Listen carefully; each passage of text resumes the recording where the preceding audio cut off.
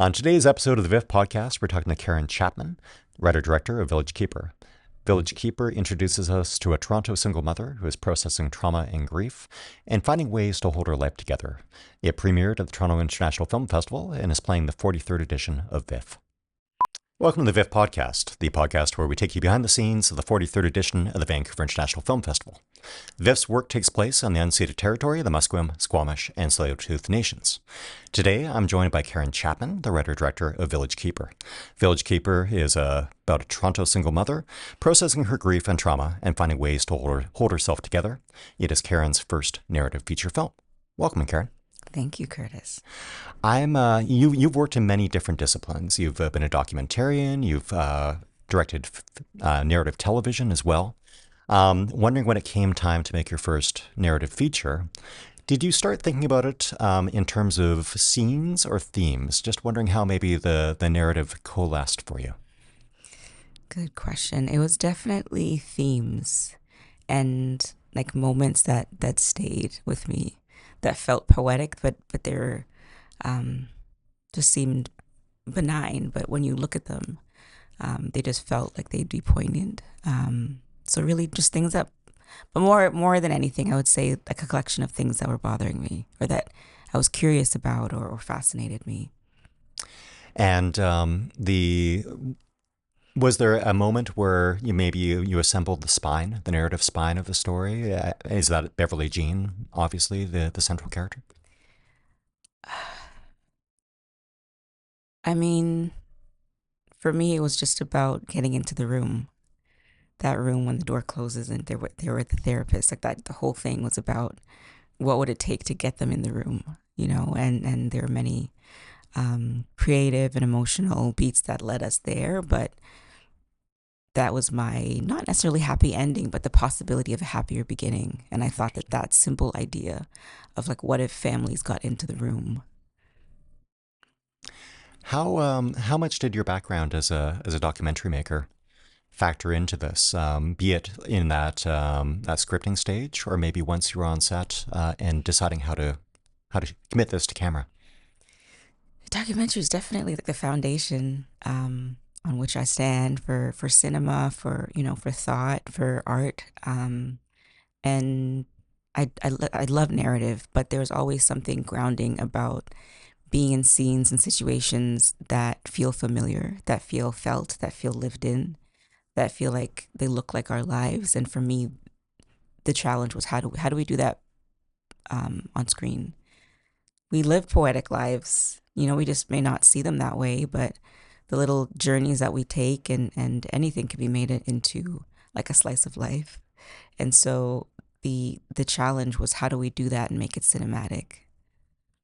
And can you recall any of like the particular challenges in changing that to cinema or transforming that to cinema, translating it to cinema? Days. Yeah. Days. I think something that I wish we had more of is time. We used our time to the best of our abilities. We shot in primarily shooting schedules like 12 days, and we had like 88 pages, 89 pages, and so we didn't have the time to sit in places, which is what I love doing in doc. Like you just commit to just holding a frame and just seeing what happens around it. And it would have changed the film, but the decisions that you make are with what you have at the time. So I'm very poor at math, but I know that 12 days is not much for 88 pages. And curious about, was part of the process letting go of some things you may not be able to capture in those 88 days and just let the scenes arrive as they came?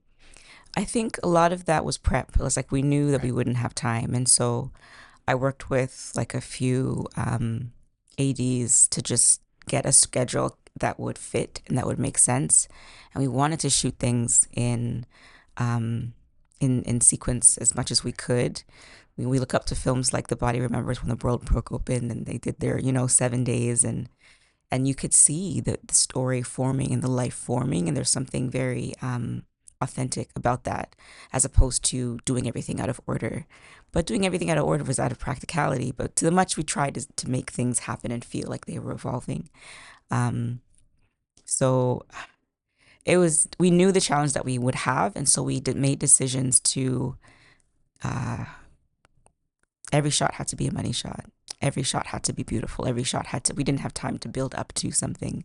And so we just treated everything that way. That's really lovely.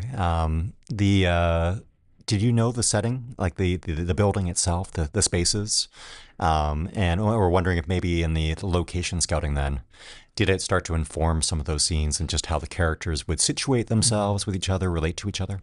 Definitely. And that's also something that I learned with documentary. If you only had one space, where would you put the camera and why? And so that decision making informed everything. We knew the space well because I shot my short film measure for the Canadian Film Centre, Norm Junson's Canadian Film Centre, at the same location, and so I knew it very, very well. And after we shot, I spent like weeks there, like in the community. We have friends, like family. My friend's mother and family lives there, and so that was our gate. The Campbell family was like our gateway to the community, and they gave us access to the garden. And so we would sit with the grandmas, when they go and tend to their gardens in the morning, or the routines, people doing their everyday things, their jogs, walking the dog, taking their morning walk, stretching their legs, folks doing just reading, Yeah. playing cards. Like in this, we tried to put ourselves in the community as much as possible, and just being there, and doing our prep physically there and understanding, entrances and exits, like where people park, where people tend to hang out, where the kids go after school, which entrance they use for the basketball court.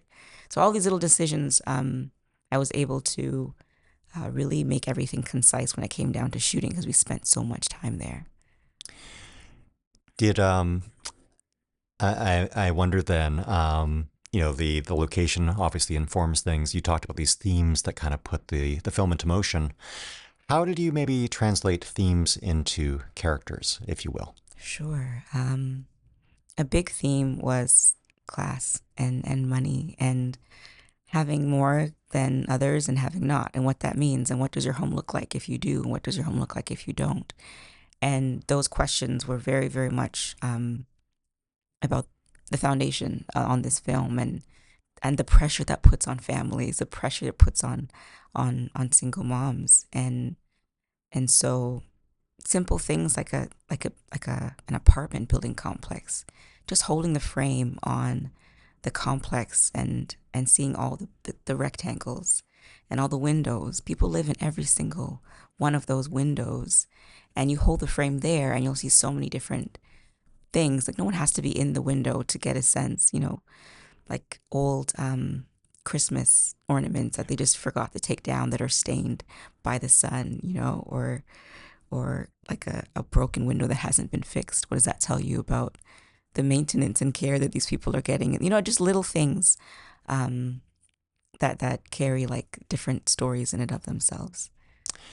I think that's interesting because, or in addition to what you just expressed there, I think a lot of the kind of catalysts within the film aren't visible in the film. You see the after effects of them, and sometimes like those forces of oppression are present through their absence, if you will, as well. And wondering about the process for yourself as a storyteller, determining what you wanted to actively depict on screen, and then what would be there through implication or seeing the aftermath of as well. I mean, definitely, we wanted like violence. We knew that, like for me, the incident is one thing, but you're really left with the after for much longer, like the effect that it had on your body, the effect that it had on the break in the tear in the fabric. You live with the effects after, and so my fascination wasn't the incident itself, wasn't the violence itself, the abuse itself. It was everything that it does to you afterwards. And so, as a result, you don't see violence, but you feel the ramifications of what that was, And so that was fascinating to me. And how do we depict and show that and explore the violence without showing the violence at all? And with a 12-day shoot, not afforded a lot of time for anything, but I imagine a priority must have been creating safe spaces for your performers, given the themes, the consequences of actions that are seen in the film, and being a relatively new to the narrative realms of storytelling. I'm wondering your approach to kind of establishing those safe spaces for your cast. Definitely. That's something that we're really mindful of.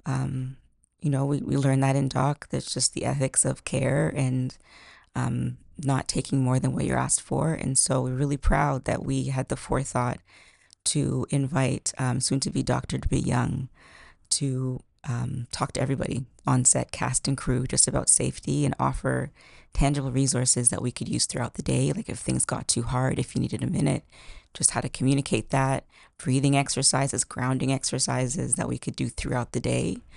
You don't want to hurt someone, or trigger them at work. And if you do, then how do we get ourselves out of these emotional situations? So really practical things.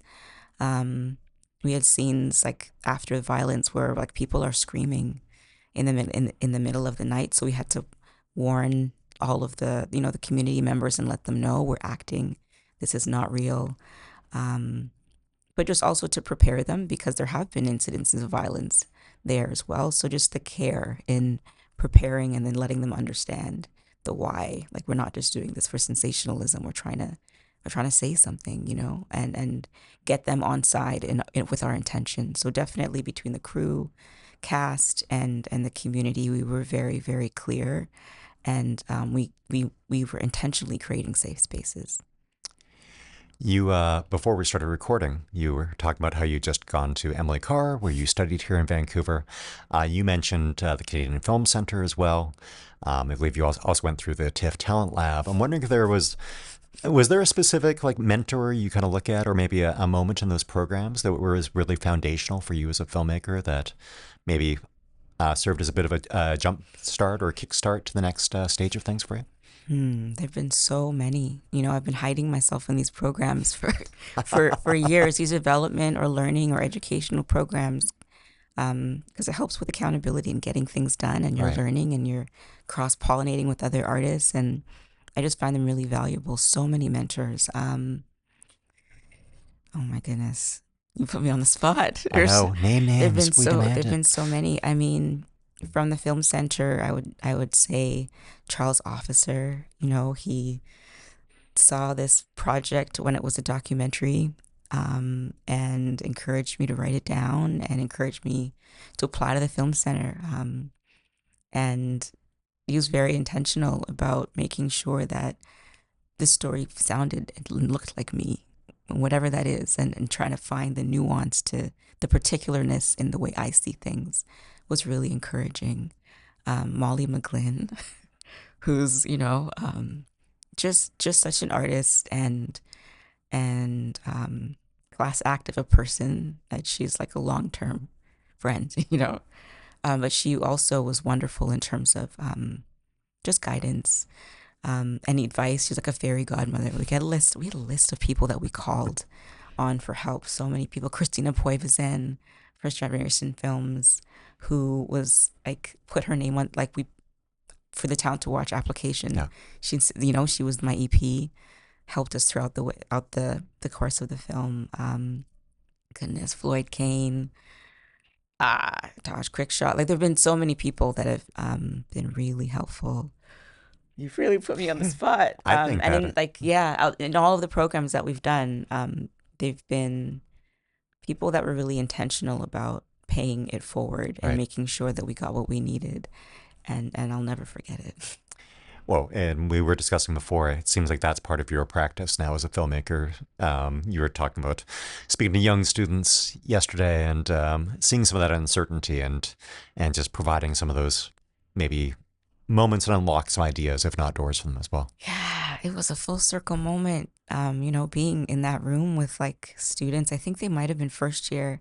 Like I remember that, being in this school with all these other artists who seem so sure of themselves, and you with like directing and filmmaking, it's hard to, we're not painters. We don't get to see it right away. We don't know if we're good at it right away. And getting good takes time and all of these questions and anxieties. And I just remember sitting there not knowing how to get here and being so humbled, and just the gratitude of all of the people that poured into me, and the thankfulness that I saw it through. And I just wanted to give them things that they could use. I wanted to give them information that felt concrete, ways to find their own particular eye. Like, how do you are unique already, but how do you encourage and embrace that and be confident in that? Grants, like opportunities. Like, I came with like a list of things that they could hang on to, because I remember graduating and not having any idea, like Yeah, at that all. entire apparatus just disappears of, here's where you get gear. It's down the Yeah. hall. It's a All these hole. pieces. Yeah. There's nothing down there, right? And you don't know how to get out. And so I just wanted to offer them things that I found helpful and things that people gave to me. It's like, here, take this, and you may not know how you're going to get there, but you will. So Do I understand correctly that you shot the film when you were 8+ months pregnant? Yeah. So a 12-day shoot might have been the wisest idea in some respects. yeah, Um, things I'll try not to do again in my life as I move forward in yeah, my was life. that your talent to watch production schedule? And then 8.5 months pregnant. Let's go to camera right at that moment right there. Yeah, it's like, how could you make this even more impossible or challenging? Just be pregnant. Um, yeah, that was a ride. I talked to my doctor about it, and he said it was cool. Just listen to my body, and um, the crew was really kind and accommodating, and helped take care of me and walk around with like umbrellas and make sure I wasn't getting too hot, or they just took care, and I'm really grateful to them for that. But I was also, I wish there was more in place in terms of care. Mm. Already what we do is so stressful, and, there's just nothing for like pregnant folks when you're shooting. Like, there's no app for that. There's no grant. There's no, and so I don't know. I'm always trying to figure out ways that we could better support people through things. Yeah. And it shouldn't be something that holds me back from doing my job, and just we're trying to find ways to be more inclusive. And I think there's so many mothers. Think about how many mothers out there who could be doing something but can't. With a little bit of help, they could, what I mean, make it work. And so I was able to do this because the crew around me helped me make it work. Yep. Everyone, we kept up. We were going really, really fast, but they accommodated. So I'm always trying to find ways to do that for other folks. Maybe my last official question. It's often said that film gets written 3 times, on the page, when it goes to camera, and then when you're editing. And for yourself, I'm wondering about that transition. You shot it 8.5 months pregnant, and then worked with your editors once you were a mother. And did that transition impact your thoughts about the edit? Did you find yourself a different person when you were editing it than when you were shooting it? Full of regrets. I mean, if you've all been there, when you're editing something, like, there are no more possibilities. It's what you have when you're making it. Anything's possible. So it's just a transition, and the reminder of this is what you have. So you're definitely creating the story with the intention of the thing in mind, but you have to be open to other possibilities as well. So, well, on the subject of open to other possibilities, we'll reach into this random container of questions to close things out and see what the fates have for us. Okay.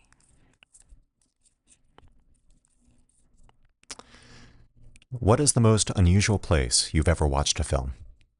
A few Nuit Blanches ago, like in Toronto, there's this arts festival at night, and it runs all night, and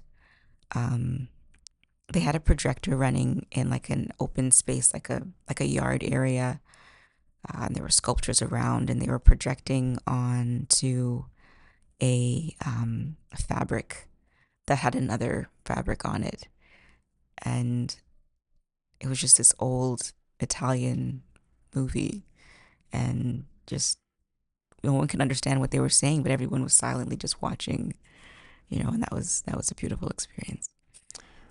That makes perfect sense to me, because like your film also is about allowing images to convey what sometimes language can't as well. So I find there to be a lovely symmetry in that answer as well. So we thank the box of random questions for bringing that one up. Sure. Karen, thank you so much for joining us as well. It was really lovely to talk to you. Thanks for having me, Curtis. You've been listening to the VIFF Podcast. Thanks to our community broadcast partner, Tell Us Story Hive, for their support. If you're enjoying the show, please rate and review the podcast, and be sure to hit subscribe so you don't miss an episode. Visit VIFF.org to learn more about VIFF, both at the festival and year-round at the VIFF Center.